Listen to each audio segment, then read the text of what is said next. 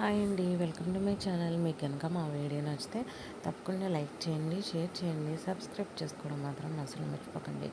ఇంకా ఇంట్లో వాళ్ళందరూ అయితే రాజ్ కావ్యాన్ని తీసుకొస్తాడని ఎదురు చూస్తూ ఉంటారనమాట. నేనే సీఈఓగా గెలిచాను అని చెప్పి రాజ్ అయితే గట్టిగా అరుస్తాడు. అరిచేటప్పటికి వెనకాల ఉన్న అనామిక రుద్రాని మాత్రం చాలా సంతోషపడి క్లాప్స్ కొడుతుంది. ఇంకా అప్పన్న అయితే షాక్ అవుతుందన్నమాట. ఇంకా అదంతా చూసిన సీతారామయ్య అయితే అంటూ ఉంటాడు, నేను చూస్తే నాకు సిగ్గు అనిపిస్తుందిరా నువ్వు చేసిన పనికి అని చెప్పి అంటాడు. ఇంకా రాజు అయితే ఏం మాట్లాడు.